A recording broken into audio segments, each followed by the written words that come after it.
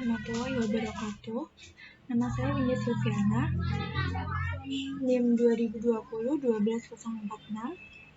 Di sini saya akan menjelaskan tentang manajemen staffing. Definisi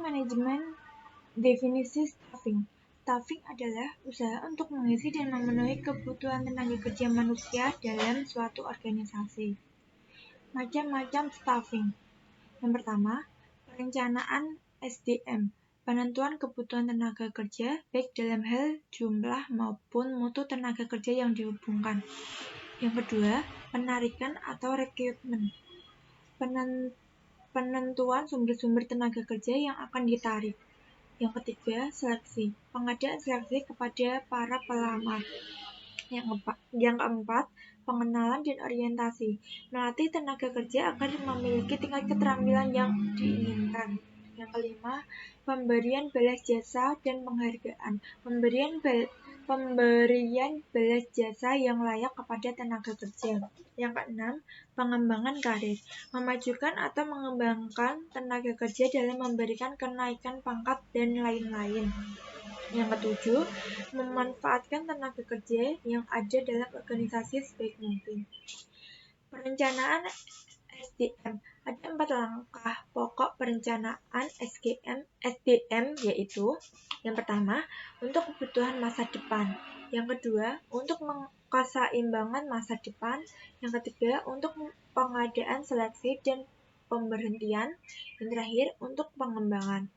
Untuk menyelesaikan langkah-langkah ini harus dipertimbangkan 2 faktor, yaitu A. Rencana strategi dasar organisasi beserta tujuan-tujuan serta takdir untuk membuat. B. Perubahan lingkungan. Macam jenis kebutuhan tenaga kerja dalam organisasi. Paling tidak ada 2 macam kebutuhan tenaga kerja dalam organisasi, yaitu yang pertama, kebutuhan akan tenaga kerja staf atau manajerial. Yang kedua, kebutuhan akan tenaga operasional.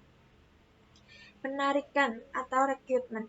Salah satu bagian yang penting dalam proses rekrutmen adalah mengembangkan suatu pernyataan tertulis mengenai isi dan lokasi atau pada bagian organisasi setiap pekerjaan. Bagi tenaga operatif, pernyataan ini dinamakan deskripsi jabatan atau job description. Bagi manajerial, dinamakan deskripsi posisi atau position description. Bila mana posisi sudah ditetapkan, maka perlu dikembangkan suatu spesifikasi pekerjaan atau job specification. Sumber tenaga kerja. Macam-macam sumber tenaga kerja yang didapat ditarik untuk mengisi lowongan kerja yang ada dalam organisasi adalah A. Sumber dari dalam. 1. Pengangkatan atau promosi. 2. Pemindahan atau transfer. 3. Penataan atau upgrading. Yang keempat, taman atau sanak famili karyawan sendiri. Yang B. Sumber dari luar organisasi yang dapat ditarik dengan cara 1. Pasang iklan. 2. Menghubungi lembaga pendidikan. 3. Pengambilan dari perusahaan atau organisasi lain. Yang keempat, menghubungi kantor tenaga kerja. Yang kelima, menghubungi serikat buruh. Dan yang terakhir, sumber-sumber lain. Seleksi. Beberapa macam teknik seleksi yang dapat dipergunakan untuk menyaring calon-calon pelamar ada 2 metode, yaitu metode gawang berantai. Metode ini adalah metode seleksi di mana calon pegawai diseleksi secara bertahap. Calon yang diterima menjadi pegawai adalah calon yang telah lulus dari setiap tahap seleksi yang diadakan seleksi. Yang B, metode kompensatori. Ini adalah metode seleksi di mana calon pegawai diuji sekaligus tanpa ada pentahapan. Calon yang diterima menjadi pegawai adalah calon yang telah lulus dari seleksi. Contoh metode kompensatori adalah seleksi mahasiswa baru model Sipen Maru. Pada umumnya, proses seleksi adalah sebagai berikut. 1. Mengisi formulir. 2. Tes psikologi, yaitu IQ,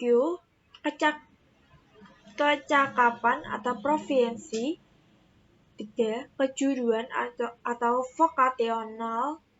Yang keempat, kepribadian atau personality. Wawancara. Dan yang terakhir, referensi. Pengenalan dan orientasi. Setelah diseleksi, karyawan ditempatkan pada suatu pekerjaan dan diperkenalkan dengan diperkenalkan dengan organisasi melalui berbagai bentuk organisasi. Masa orientasi adalah waktu yang dipergunakan untuk memberikan orientasi atau perkenalan pegawai baru kepada pimpinannya dan teman-teman sekerjanya. Latihan dan pengembangan.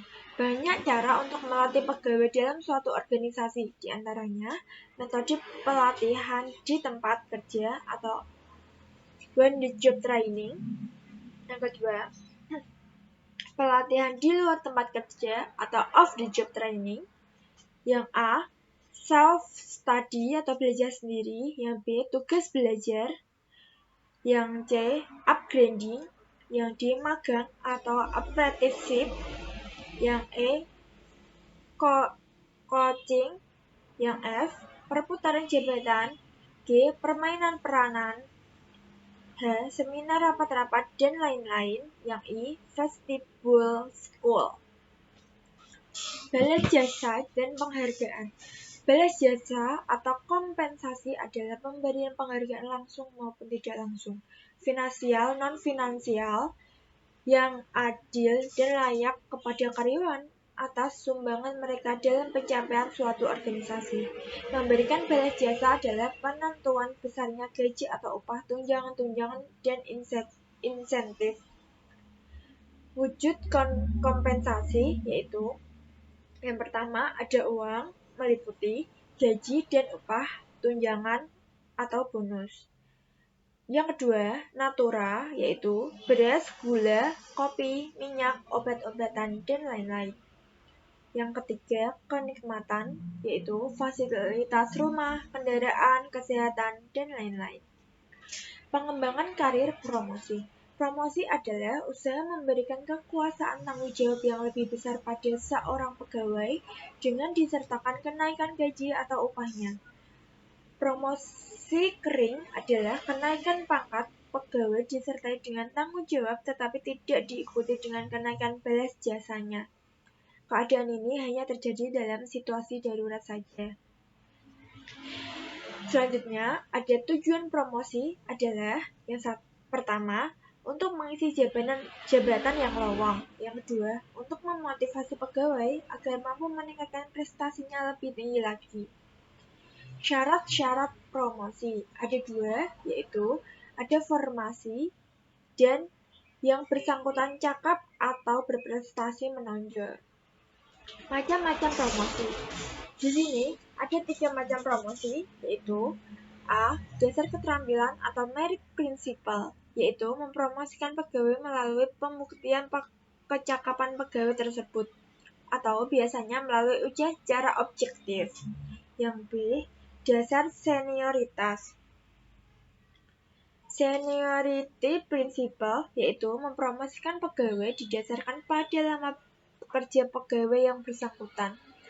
Semakin lama pegawai bekerja, semakin banyak pengalaman pegawai tersebut, sehingga yang bersangkutan dipandang mampu menangani pekerjaan atau jabatan yang lebih atas. Yang C, dasar teman atau pool system, yaitu pegawai yang akan dipromosikan dipilih dari mereka yang masih memiliki hubungan family, teman dekat, atau yang sealiran dengan pimpinan. Selanjutnya, ada transfer, yaitu usaha untuk meningkatkan kembali pegawai pada jabatan yang paling sesuai dengan latar belakang pribadi pegawai yang bersangkutan. Tujuan transfer adalah untuk mendapatkan kepuasan kerja karyawan setinggi mungkin dan berprestasi kerja yang tinggi. Ada 2 alasan pokok transfer, yaitu A. Karena permintaan sendiri, pegawai yang bersangkutan biasanya disebabkan oleh 1. Merasa tidak dapat bekerja sama dengan pegawai lain. Yang kedua, merasa tidak cocok dengan pekerja sekarang. Yang ketiga, lingkungan kerja yang tidak memungkinkan pegawai bekerja dengan baik. Yang terakhir, terlalu lama memegang jabatan itu sehingga terjadi rasa jenuh dan ingin menambah pengalaman di bidang lain. Yang B, karena ingin dari pemimpinnya sendiri. Yang pertama, pegawai kurang cakap melakukan pekerjaannya yang sekarang dipegangnya. Yang kedua, menghindarkan rasa bosan bagi pegawai yang bersangkutan. Yang ketiga, untuk menjaga stabilitas dalam organisasi. PHK atau pemberhentian pegawai adalah pemutusan hubungan kerja antara pihak perusahaan atau organisasi dengan karyawannya. Alasannya pemutusan hubungan kerja adalah yang pertama, permintaan pegawai sendiri, mungkin pindah perusahaan ke perusahaan lain atau tempat tinggal, dan lain-lain. Keputusan perusahaan atau organisasi karena pegawai yang bersangkutan telah melanggar tata tertib atau urusan disiplin pegawai. Yang ketiga, pegawai meninggal dunia. Yang terakhir, telah habis jangka waktu kontrak kerjanya seperti disebutkan dalam surat perjanjian kerjasama. Tujuan pensiun. Tujuan pensiun pegawai adalah A. Untuk mengadakan peremajaan pegawai sehingga prestasi kerja tetap tinggi. Yang B. Pegawai yang bersangkutan sudah berusia lanjut sehingga prestasi kerjanya sudah menurun. Yang C. Pegawai menderita cacat yang tidak memungkinkan untuk bisa bekerja dengan normal kembali. Yang D. Posisinya akan diganti oleh pegawai yang lebih bermanfaat. Sekian presentasi dari saya. Apabila ada kekurangan, mohon maaf. Terima kasih. Waalaikumsalam warahmatullahi wabarakatuh.